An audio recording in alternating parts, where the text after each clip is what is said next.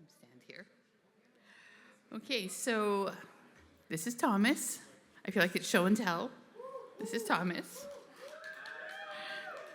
He is a member of the Shawnee tribe of Oklahoma and serves as a United Methodist pastor in Chicago. He is also a NAIITS PhD candidate, currently writing his dissertation entitled Adaptive Resilience, Stories from the Shawnee Methodist Mission and Indian Manual Labor School, 1830 to 1862.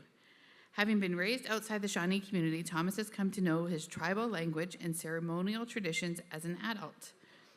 He continues to find healing through research, writing, and Indigenous decolonizing inquiry. When not pastoring, researching, or writing, Thomas enjoys suffering as a long-distance endurance cyclist. That is not the only strange self-harming activities he does. He makes some questionable life choices about beverages. We'll leave it there. I'm not recovered from just smelling some of those things. Also, Thomas is awesome. He is thoughtful and intuitive and a really supportive friend and co-learner, and I'm really grateful for his voice and presence in our community. Now, our dude Thomas is a bit nervous, so we're going to practice something. We're going to do the wave, okay? We're going to start here and move this way. So 1, 2, 3. And a little bit of go Thomas, go Thomas, go Thomas, go Thomas. Okay, so we're all hyped up. Ready to go? Thank you. And it's open witness that I'm giving it to, not keeping it. And here's your other gifts too. So, all right. Swag bag. You got it. Thank you. You're awesome. You said some really nice things. You should talk to my wife. Well, your wife is more awesome than you, but Way more. we'll take it. Way more. All right. I need the sacred clicker.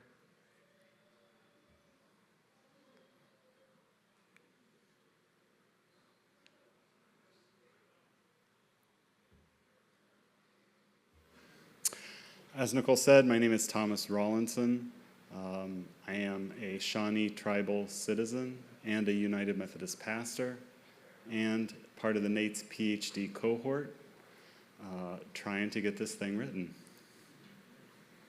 But I was inspired by Danny's talk last night, and so I decided to introduce myself by saying, I'm Thomas, son of Janet, daughter of Anna, daughter of George, son of Minnehaha Blue Jacket, daughter of Willis Blue Jacket, son of Charles Blue Jacket, son of George Blue Jacket, son of the Shawnee War Chief Blue Jacket. In the United States, this will be no surprise to those of you who are in the Canadian context, but it's not well known in the US, outside of tribal communities. In the United States, thousands of Indigenous students who are now our ancestors had their voices stolen through the Indian Manual labor schools of the 19th century. This presentation, based primarily on archival research into the Shawnee Methodist Mission and Indian Manual Labor School,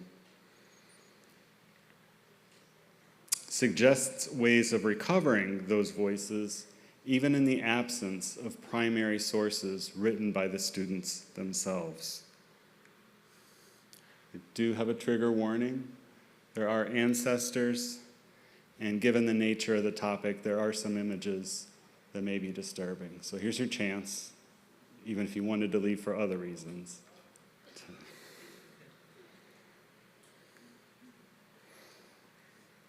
Native American Indian Manual labor schools served as assimilation camps for vulnerable children.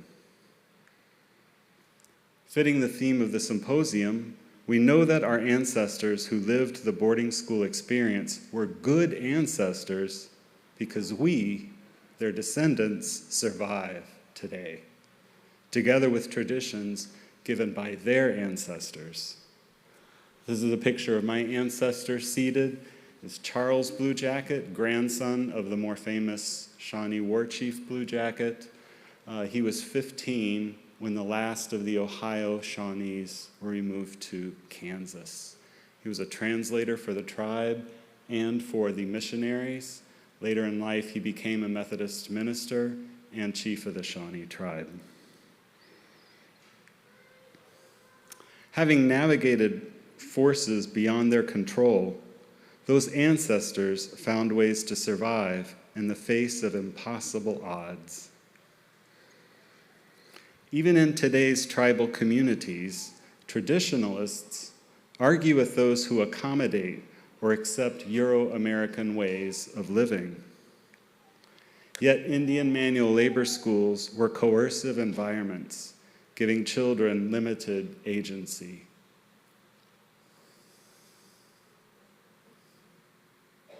Yes, those are child handcuffs, though not from the specific school I'm writing my dissertation on.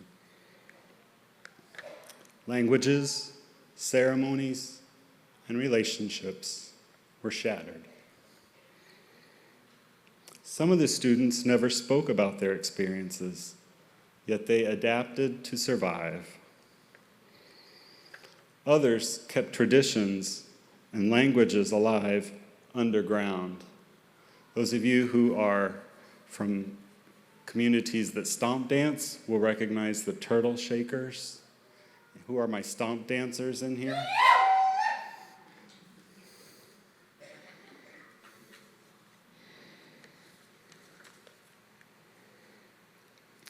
Insights offered through contextualization include the ways our ancestors adapted to survive and the resilience they demonstrated in the face of cultural destruction.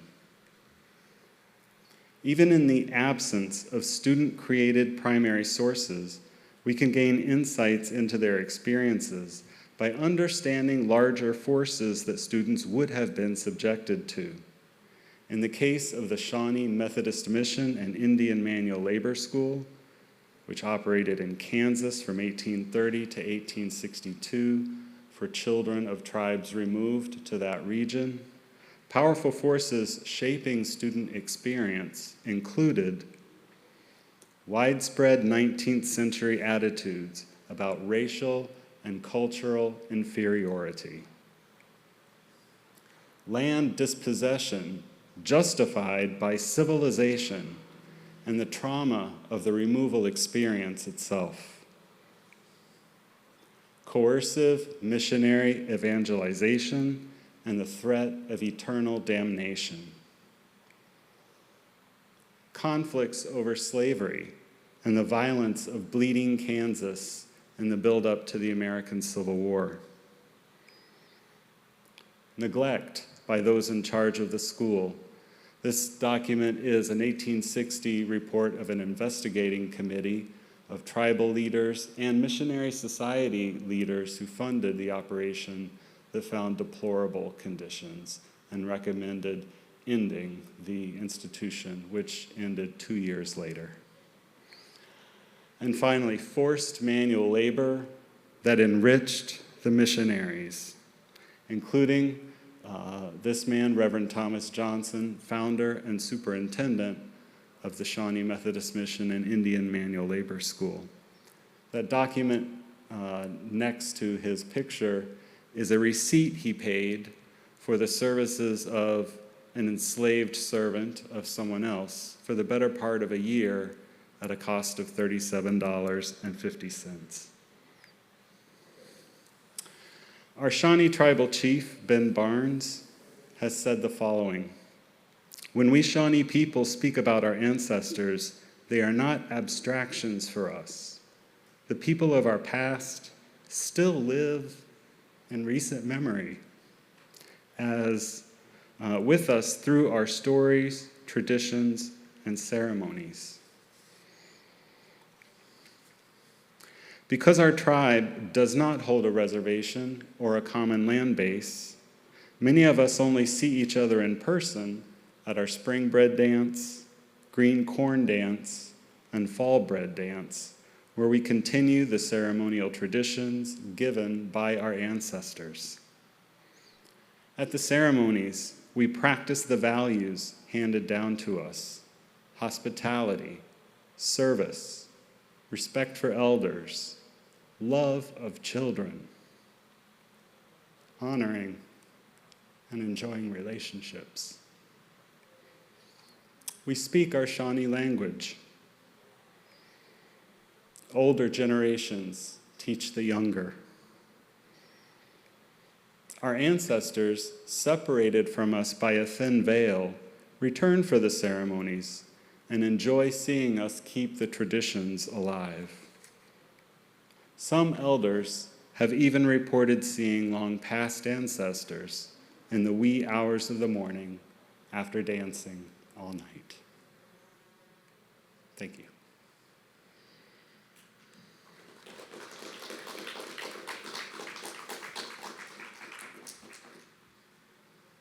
All right, open season.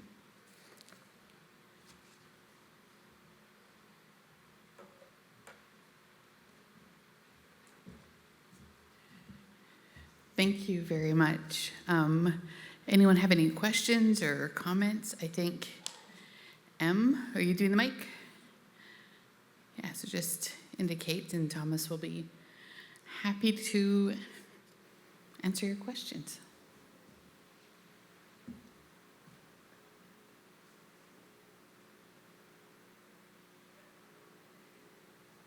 M? Oh, no, it's being streamed, so it's...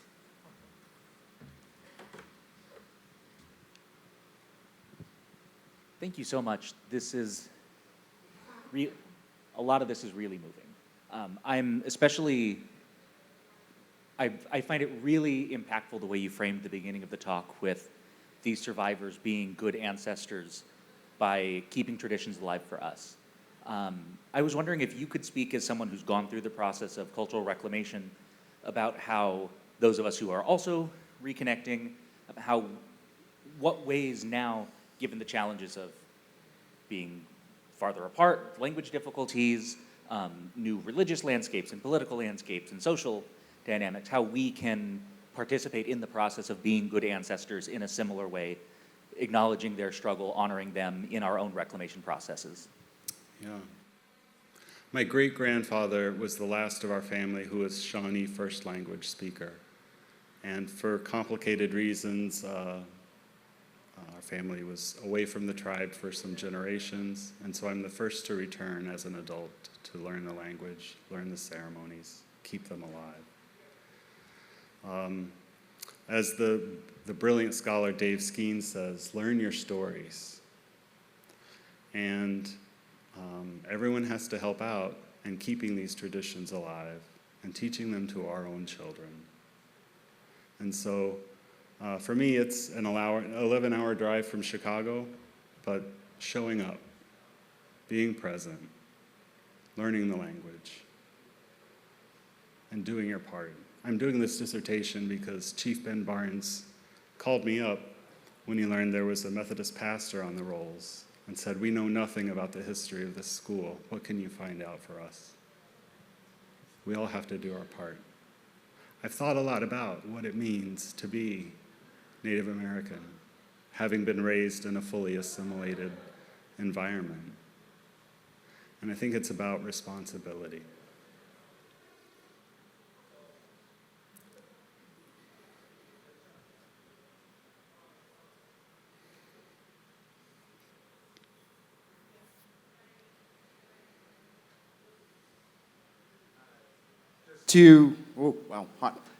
Can you remind me when the last manual school was?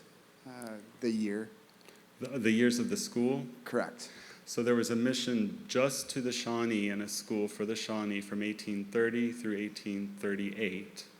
And then from 1839 to 62 was the Indian Manual Labor School, which had children from more than 20 tribes that had been removed to that area. Okay. The reason why I'm curious to that is in Canada, the last residential school was in the 1990s.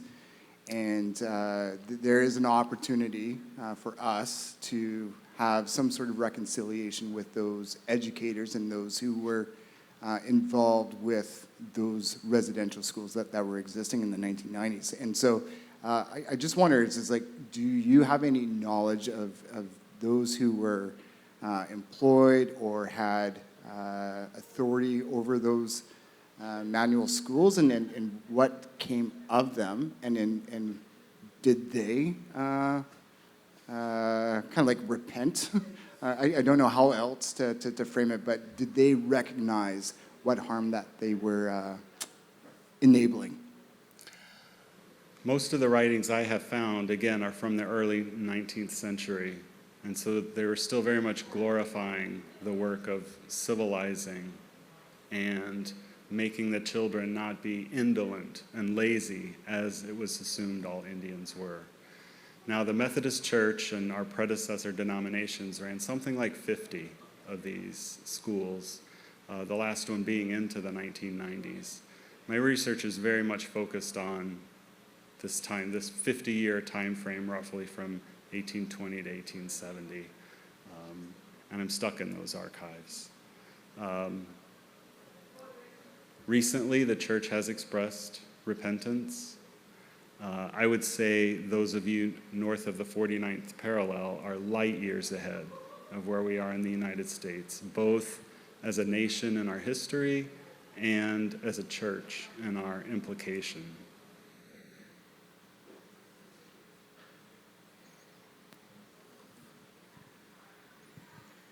Thank you, Tom. Appreciate this so much.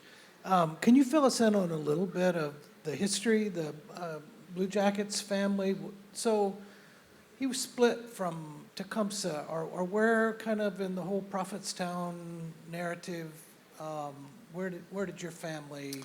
Yeah, so Chief Blue Jacket was about a half a generation older than Tecumseh. So he fought in the confederacy of tribes that were resisting the taking of our ancestral homelands in the late 1700s, and eventually was a signer of the Treaty of Greenville, which ceded most of present-day Ohio. Tecumseh and the War of 1812 built a similar confederation of tribes, though many Shawnee didn't want to fight. They literally buried the hatchet and said, no more, after the Treaty of Greenville. Some moved away to Spanish Louisiana, which later became the Louisiana Purchase, and then became Missouri, and were removed at the same time the Ohio Shawnees were removed to land in Kansas before they were removed a second time to Indian Territory. So Blue Jacket did not fight anymore after Fallen Timbers and the Treaty of Greenville. There were Shawnee who joined Tecumseh's movement, and there were others who did not. And so, I believe the original Chief Blue Jacket's son did fight with Tecumseh. Charles would have been too young at that time. Thank you. Yeah.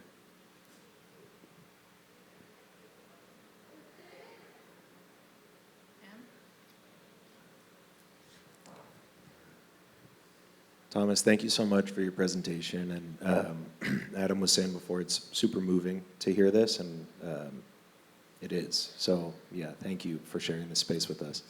I have a question with sort of two prongs to it. That has to do with being in the archives. So you talked about being invited to do this archival work. One is sort of the first prong, if you will, is an academic logistical question, and the other one is about your experience of the archives. So on the first hand, what does it look like to kind of look to fill in the cracks and gaps of the stories that you're finding in the archives? How do you bridge that? How do you seek and find agency of children who are brought to these camps? Yeah. And the second piece is can you speak to just the sentiment, I think where you closed, the experience of looking, describe that image of encountering ancestors. It strikes me that that's what's happening as you're doing this work. And so just the sentiment of that. Can you speak to what it's like to be in a space that becomes a sacred space as you're doing this work? Sacred space and also contested space, right? So the site in the present day is run by the Kansas Historical Society, and they present a history that is not the same history that the Shawnee would like to tell. And so that's a present day conflict that's happening. I stay out of the present day conflict, and because I need to continue accessing documents and not get kicked out. About ancestors showing up, I was at the site doing research in their on-site library, and I found a letter that my grandmother had written to the school, or the now state historic site, asking for information, anything when she was doing genealogical research, asking about information they had on Charles Bluejacket, who was connected to the school, and his children who went there. And I think my grandmother, that letter showing up was not a coincidence. I haven't seen the ancestors myself at the stomp grounds. Maybe I'm too tired after stomp dancing all night, but I trust the visions that some of our elders have had that have seen that. There are gaps. Again, as I said, we have no primary sources written by students. We don't have letters home. There are no known documents. Everything that we have were written by missionaries, glorifying what they were doing, fundraising, or by government agents, glorifying what they were doing.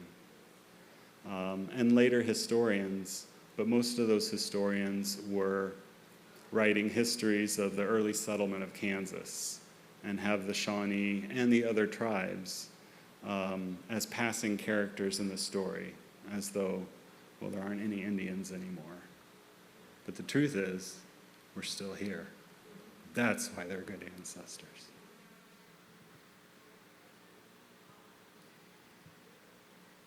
Thank you, Thomas. I recently took a medieval European history course. And one of the things, and don't worry, this is not a trap. Bring it. No, one of the things that I learned that I think really contributed to how I approach Indigenous archival research, how I listen to colonial witnesses of different accounts with obviously their own agendas and intentions that are different from our own. With that in mind, have you had any findings through the silence? I know you've talked a little bit about how there are clear times where the dominative narrative isn't the one that the Shawnee people want to tell.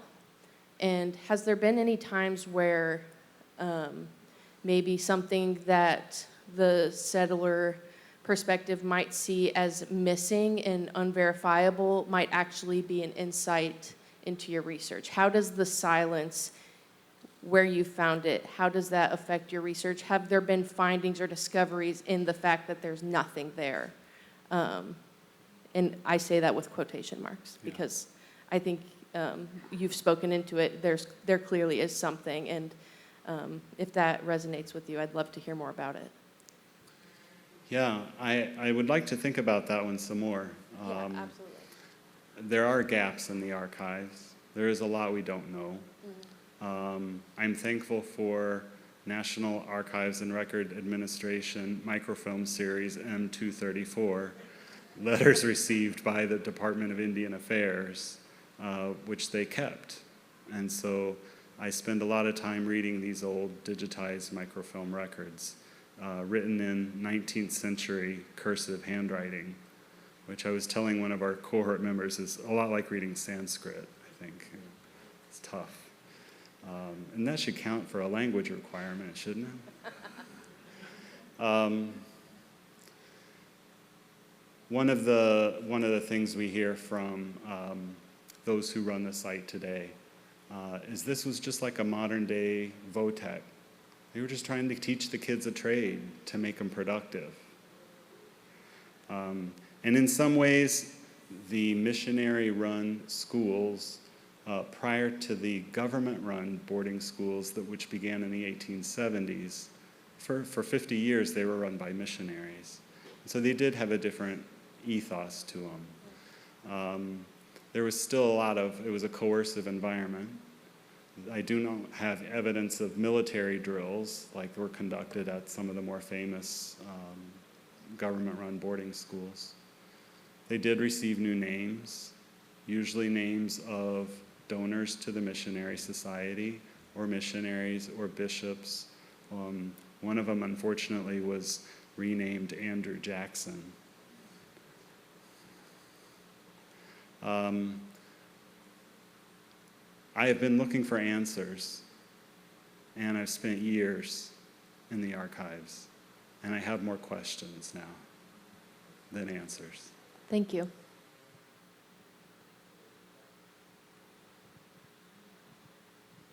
Sorry, part three of my Bring it. question, just trying to stem off of what was just shared. Based on your research, can you give us a picture of what a typical day would look like? Yeah. They got up at 4 a.m. with the ringing of a big bell in the courtyard. They went out early and took care of livestock. They had breakfast. There was a real ritual to the breakfast. Some of the white students who attended sat at segregated tables with the other white folks. The enslaved persons brought to the school in violation of the Missouri Compromise didn't even eat in the same room. They spent 4 to 6 hours doing book learning, then lunch, and then spent 4 to 6 hours doing manual labor. And it was gendered. For the boys, I found about 7% of them got apprenticeships, either as a blacksmith trainee or in a wagon shop or a furniture shop. The rest just did grunt work on the farm. The girls did all of the washing, all of the sewing, all of the clothes making. The older girls didn't even go to class. They spent all of their time making clothes for everyone in the institution and to make money for the institution. They went to bed at 8 p.m.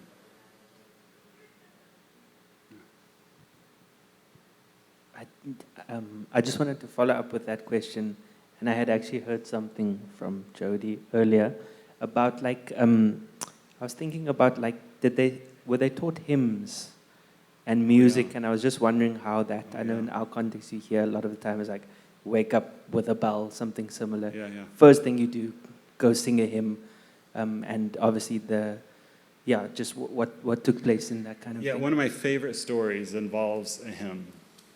So the boys' classroom was turned into a chapel once or twice a week.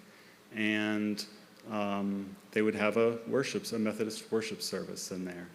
And when it came time for the offering, they didn't pass the hat, but they had a little box in front of the pulpit, a wooden box with a little slit in the top, just big enough to put a coin in.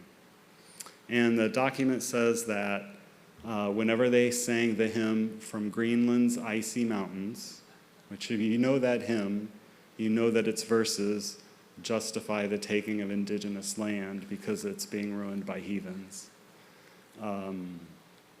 Whenever they sang that hymn, all the boys had to get up, walk up front, and put their coin in. And then they knew if someone didn't get up that they didn't give anything. Oftentimes, when they went to count the collection, they found a number of buttons in the box. And I think that shows one of the ways, it shows their resilience. It shows how they adapted to survive, how they did what they had to do to go through the motions. Yeah. They definitely sang hymns, though.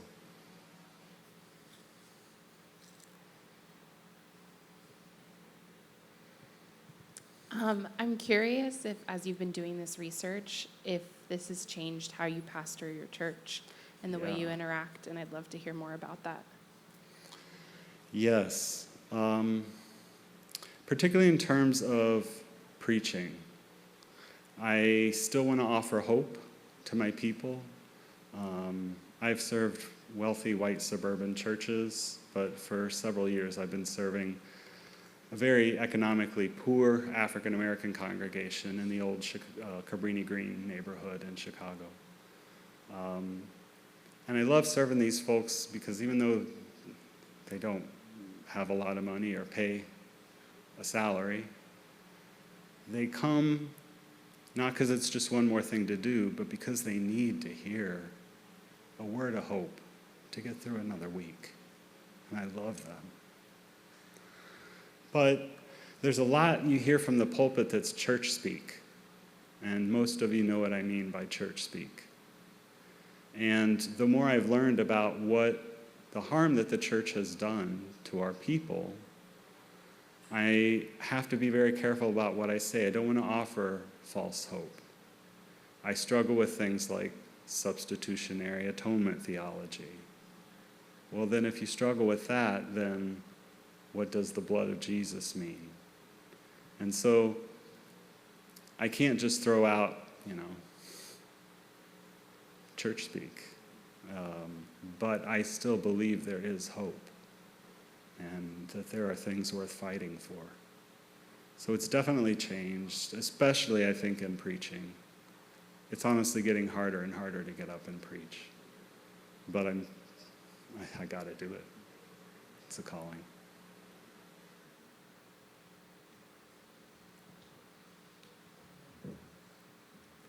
We have time for one more question, if there is one. At the back end.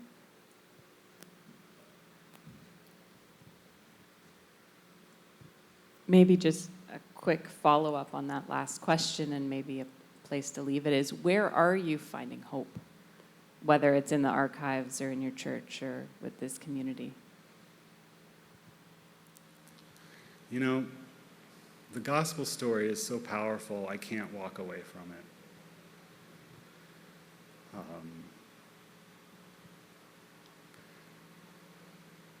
I don't believe in eternal damnation. I do believe there will be an accounting. I worked in finance, investment banking before I went into ministry, and there's always a final accounting. I trust that that'll happen. I don't have any idea what it's going to look like. I don't think it's going to look like the lake of fire necessarily image that I had up earlier. I see signs of hope and resistance. Chicago's been an ugly place, particularly given what's happening with immigration in the United States. I see a lot of confrontation. I have a lot of colleagues that have been pepper sprayed for trying to bring the sacraments into the people in the detention centers. And yet I see a resilience. I see people continuing in the face of impossible odds, both in my congregation and in my clergy colleagues, and in the larger city of Chicago. I also find it really redemptive to suffer on the bicycle. Honestly, I ride for hours and hours and hours. Done around 10,000 kilometers the last 2 years, a year. I think suffering that we choose to take on can be redemptive. I'm not going to glorify suffering that is unchosen or forced upon others. But man, when I'm pedaling and I'm not thinking about those kids, and I hit 150, 160 miles for the day, I feel hopeful. Maybe that's just the endorphins.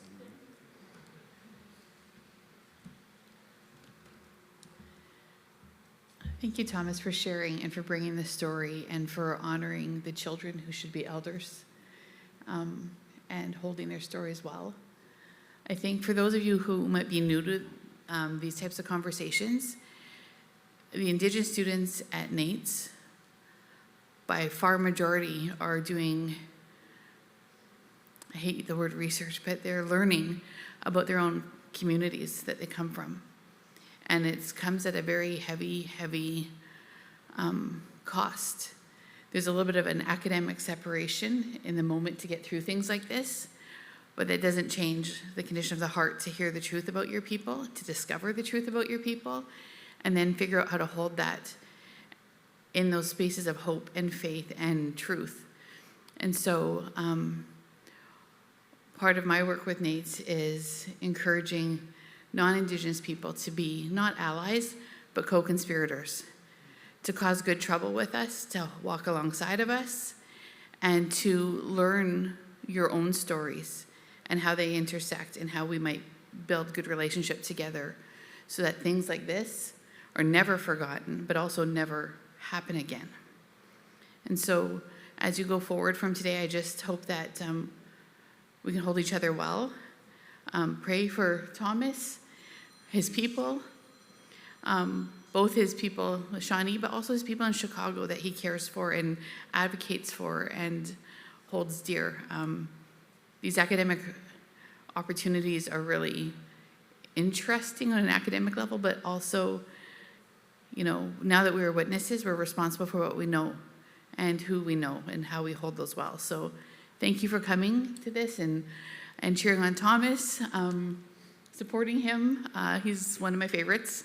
So, and I'm sure he'd be happy to continue the conversation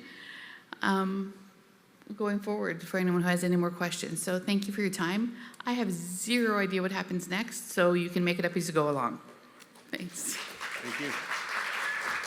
Good job, Betty. Thank you.